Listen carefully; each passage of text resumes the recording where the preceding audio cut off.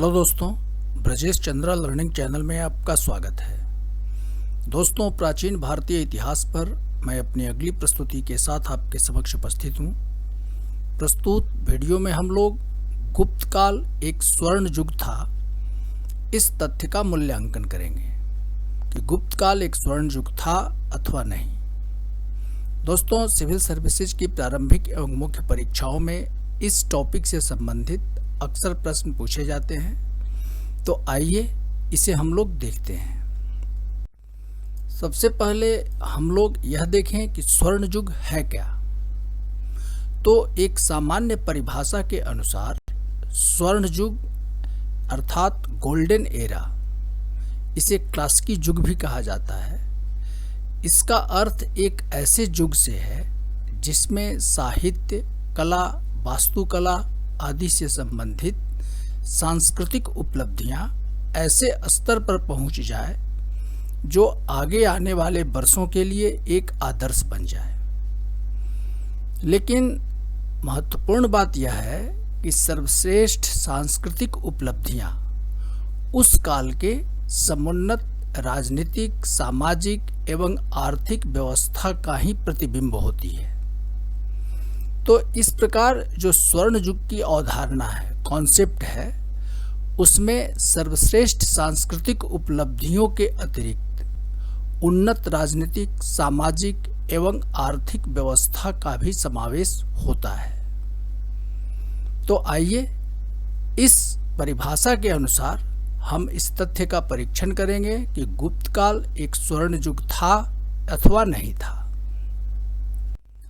अब गुप्त काल एक स्वर्ण युग था, तो इसके समर्थन में इतिहासकार जो तर्क देते हैं उनका आधार यह है, पहला कि राजनीतिक एकता के दृष्टिकोण से, दूसरा राष्ट्रीयता के पुनर्स्थापना के दृष्टि से, तीसरा श्रेष्ठ शासन व्यवस्था के दृष्टि से, चौथा आर्थिक समृद्धि के दृष्टि से, पांचवा साहित्य, कला, वास्तुकला के चरमोत्कर्ष की दृष्टि से, और छठा हिंदू पुनर्जागरण की दृष्टि से। तो इन आधारों पर गुप्त काल को स्वर्ण युग माना जाता है कुछ इतिहासकारों के अनुसार। आइए देखें कैसे। सबसे पहले हम लोग यह देखें कि राजनीतिक एकता के दृष्टिकोण से गुप्त काल कैसे स्वर्ण युग माना जाता है। तो विद्वानों के अनुसार मौर्य साम्राज्य के पश्चात गुप्त काल में ही व्यापक स्तर पर भारत में राजनीतिक एकता स्थापित हुई थी। उत्तर में हिमालय से लेकर दक्षिण में विंध्य पर्वत तक तथा पूरब में बंगाल से पश्चिम में सौराष्ट्र तक का क्षेत्र गुप्त शासकों के प्रत्यक्ष नियंत्रण में था।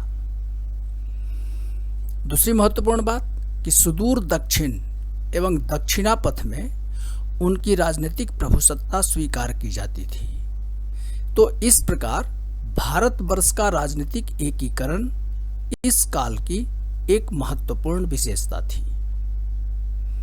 आगे बढ़ें। दूसरा कि राष्ट्रीयता के पुनर्स्थापना के दृष्टिकोण से भी गुप्त काल को स्वर्ण युग माना जाता है। ऐसी मान्यता है कि शकों, हुनों, कुषाणों से युद्ध करके गुप्त शासकों ने इन्हें बाहर खदेड़ा था। इस प्रकार उन्होंने राष्ट्रीयता की पुनर्स्थापना की थी।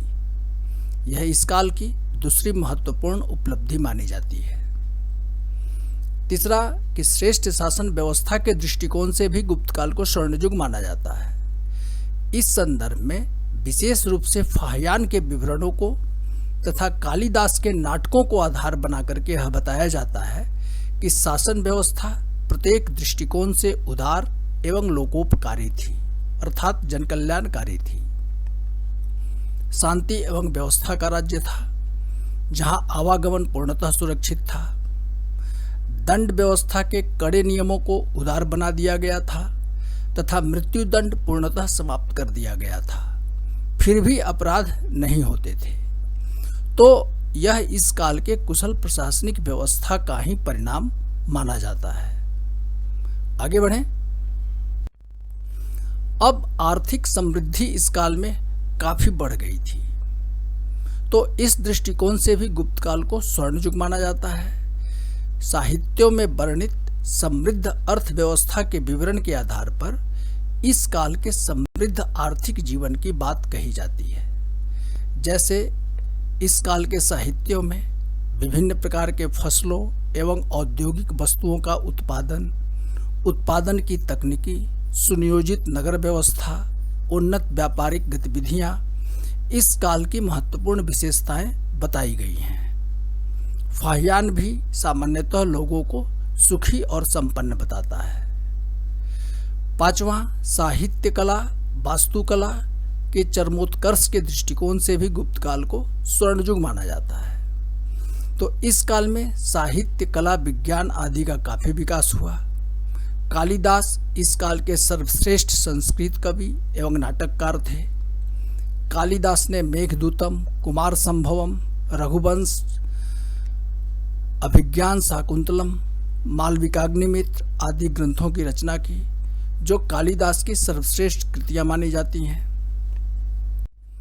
इसी प्रकार मुद्रा राक्षस का लेखक विशाखादत्त एवं मृच्छकट्टिकम का लेखक शूद्रक इसी काल में पैदा हुए। इसके अतिरिक्त पुराणों, स्मृतियों एवं दर्शन के विकास के दृष्टि से भी यह काल काफी महत्वपूर्ण था। विज्ञान के क्षेत्र में आर्यभट्ट जैसे गणितज्ञ तथा वराह मिहिर जैसे खगोल शास्त्री भी इसी काल की उपज थे। कला एवं स्थापत्य के क्षेत्र में भी इस काल में उल्लेखनीय प्रगति हुई, जिसके अंतर्गत मंदिरों, मूर्तियों का निर्माण हुआ। मध्य प्रदेश के धार जिले में बाघ और महाराष्ट्र के औरंगाबाद जिले में अजंता तथा एलोरा गुफाओं में सर्वश्रेष्ठ भित्ति चित्रकारी अस्तित्व में आई गुप्त काल के अंतर्गत। तो इस प्रकार गुप्त काल में साहित्य, कला, वास्तुकला का काफी अधिक विकास हुआ। आगे बढ़ें। अब हिंदू पुनर्जागरण की दृष्टि से भी गुप्त काल को स्वर्ण युग माना जाता है। तो गुप्त काल में धर्म के क्षेत्र में हुए विकास को देखते हुए कुछ विद्वानों ने इसे हिंदू पुनर्जागरण की संज्ञा दी है। तर्क यह दिया जाता है कि गुप्त काल में वैष्णव एवं शैव धर्मों के रूप में हिंदू धर्म का काफी विकास हुआ। हिंदू धर्म को काफी उदार बना दिया गया। वैश्यों एवं शूद्रों के प्रति उदार प्रावधान किए गए। इस काल में उन्हें भी भक्ति एवं सात्विक जीवन के आधार पर मोक्ष का अधिकारी माना गया। मार्कंडेय पुराण में यज्ञ करना, दान देना शूद्रों के कर्तव्य बताए गए हैं। याज्ञवल्क्य स्मृति में इन्हें ओंकार के बदले नमः का प्रयोग कर पंच महायज्ञ करने की अनुमति प्रदान की गई है। योग एवं सांख्य दर्शन तथा रामायण, महाभारत, पुराण आदि सुनना अब इनके लिए वर्जित नहीं रह गया था। इसी प्रकार विदेशी योद्धा वर्ग को निम्न कोटि के क्षत्रिय का दर्जा देकर के समाज में शामिल कर लिया गया था। तो इस प्रकार गुप्त काल में बहुमुखी प्रगति हुई थी। इस कारण इसे स्वर्ग युग मानना तर्कसंगत है।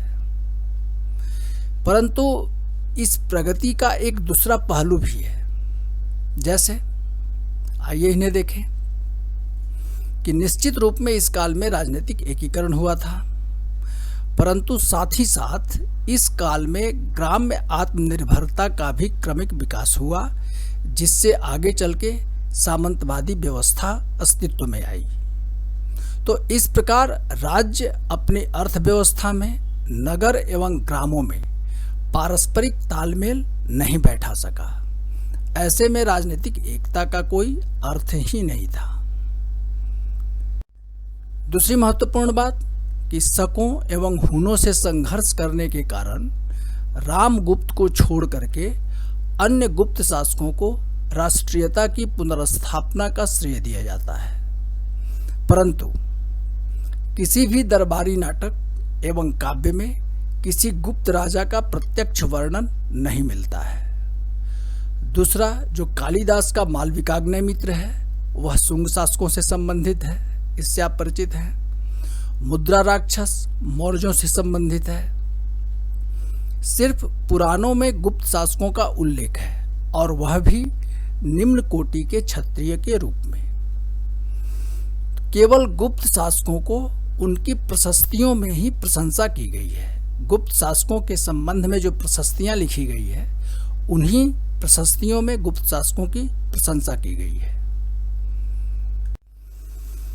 वस्तुतः जब जेम्स प्रिंसेप ने गुप्तकालीन शिलालेखों का अध्ययन किया तो राष्ट्रवादी इतिहासकारों ने प्राचीन युग की उज्ज्वलता सिद्ध करने के लिए इनका प्रयोग किया। डी कौशाम्बी एक इतिहासकार हैं। इनका कहना है कि गुप्तों ने राष्ट्रीयता की उत्पत्ति नहीं की, बल्कि राष्ट्रीयता ने गुप्तों की उत्पत्ति की। अर्थात जब आधुनिक काल में राष्ट्रवाद का भारतवर्ष में विकास हुआ तो राष्ट्रवादी इतिहासकारों ने या राष्ट्रवादियों ने इस तथ्य को प्रमाणित करने के लिए इन तर्कों का सहारा लिया कि गुप्त काल में भी राष्ट्रवादी भावनाएं थी। तो डी कौशाम्बी का यह जो कथन है कि गुप्तों ने राष्ट्रीयता की उत्पत्ति नहीं की, बल्कि राष्ट्रीयता ने गुप्तों की उत्पत्ति की, यह कथन जो है सत्य प्रतीत होता है। अब इस काल के आर्थिक समृद्धि की जो बात कही जाती है उसे देखें तो इस काल की जिस आर्थिक समृद्धि की बात कही जाती है वह सिर्फ उच्च वर्गों के संबंध में ही सही है। वस्तुतः इस काल में सामंतवाद, दास प्रथा आदि का विकास हुआ। कृषक जो थे वो आर्थिक रूप से बंधक बनाए गए, उनकी गतिशीलता को जो है सो रोका गया इस काल में। इसी प्रकार स्त्रियों की स्थिति में भी गिरावट आई। फाहियान बताता है कि इसी युग में प्रयाग में गंगा में कूद करके वृद्धजनों के आत्महत्या की प्रथा प्रारंभ हुई थी, जिसमें उच्च वर्ग के लोग भी शामिल थे। आगे देखें, फाहियान जो है वह चांडालों की दुर्दशा भी बताता है।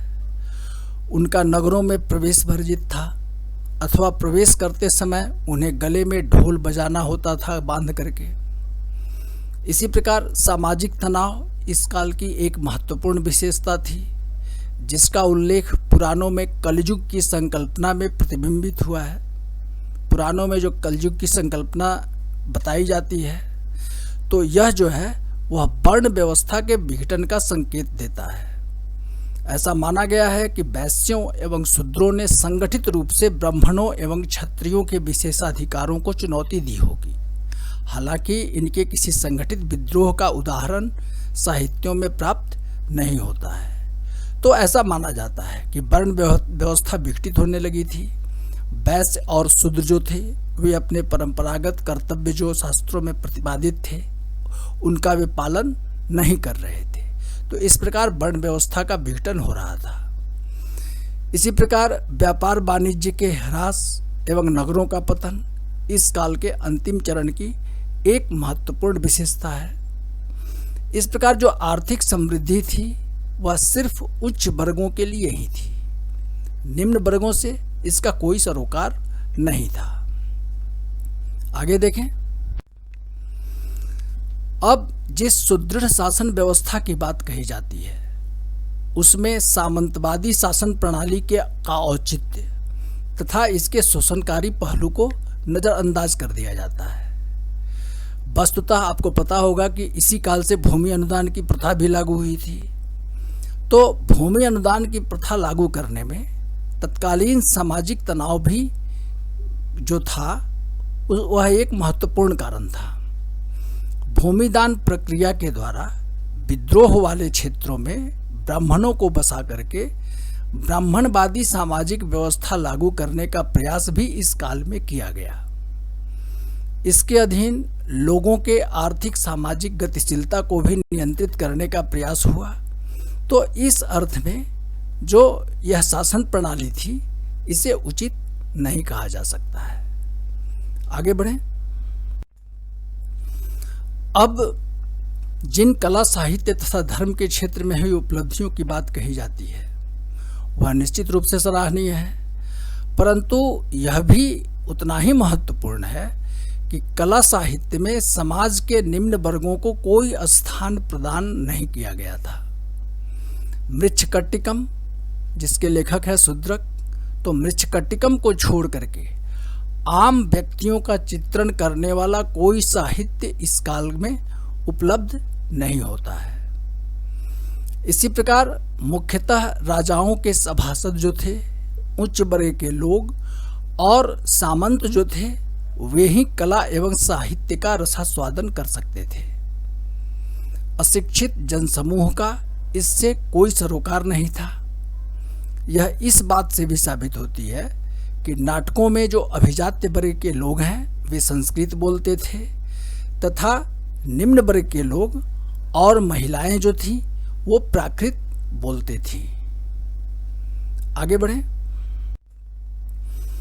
इसी प्रकार धार्मिक विकास को हिंदू पुनर्जागरण की संज्ञा देना भी नितांत भ्रामक है, क्योंकि सारनाथ की बुद्ध प्रतिमाएं गुप्तकालीन मूर्ति कला की सर्वोच्च उपलब्धियां मानी जाएंगी और अजंता के चित्रों पर बौद्ध जीवन की गहरी छाप है।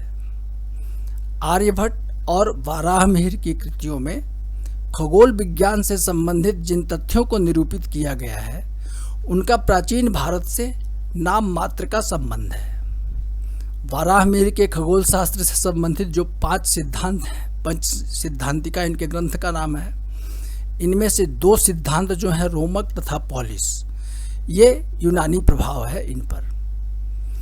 इसी प्रकार पुराण एवं दर्शन भी गुप्त काल के पूर्व भी मौजूद थे, जिनका विस्तृत संकलन ही गुप्त काल में हुआ था। तो यह भी कोई अनोखी बात या अनूठी बात नहीं थी। वैष्णव एवं शैव मत के विकास तथा गुप्त शासकों द्वारा इनको प्रदान किए जाने वाले संरक्षण से किसी धार्मिक पुनरुत्थान का बोध नहीं होता है, क्योंकि शासकों द्वारा धर्म का संरक्षण भारतीय परंपरा रही है प्रारंभ से ही। तो यह भी कोई अनूठी बात नहीं है। आगे बढ़ें। वस्तुतः हिंदू शब्द का प्रयोग ही सही संदर्भ में नहीं किया जाता है, क्योंकि अरबों ने हिंदू शब्द का आरंभ किया था। इस तथ्य से आप परिचित हैं कि अरब आक्रमणकारी जब आए थे तो वे सिंधु को हिंदू कहा करते थे और इस प्रकार हिंदू शब्द की व्युत्पत्ति हुई। अतः इस अर्थ में हिंदू पुनर्जागरण की अवधारणा जो है वह गलत हो जाती है। तो इस प्रकार यह स्पष्ट है कि यदि गुप्त काल में कहीं स्वर्ण युग था तो वह सिर्फ उच्च वर्गों के संदर्भ में ही सही है, निम्न वर्गों से इसका कोई सरोकार नहीं था। इस आधार पर स्वर्ण युग की अवधारणा के मापदंडों पर गुप्त काल को स्वर्ण युग नहीं माना जा सकता है। तो दोस्तों, इस वीडियो में बस इतना ही। मुझे उम्मीद है कि इस अध्ययन सामग्री का उपयोग करते हुए आप सिविल सर्विसेज की प्रारंभिक एवं मुख्य परीक्षाओं में, विशेष करके मुख्य परीक्षाओं में पूछे जाने वाले प्रश्नों का उत्तर आप आसानी से दे पाएंगे। गुप्त काल से संबंधित गुप्त काल की राजनीतिक, सामाजिक, आर्थिक, धार्मिक जो पहलू हैं उस पर अध्ययन सामग्री लेकर के मैं अपने अगले वीडियो में आपके समक्ष उपस्थित होऊंगा। दोस्तों, यदि मेरी यह प्रस्तुति आपको उपयोगी लगी है तो कृपया मेरे इस वीडियो को लाइक करें और यदि अभी तक आपने मेरे इस चैनल को सब्सक्राइब नहीं किया है तो इसे सब्सक्राइब अवश्य करें। धन्यवाद।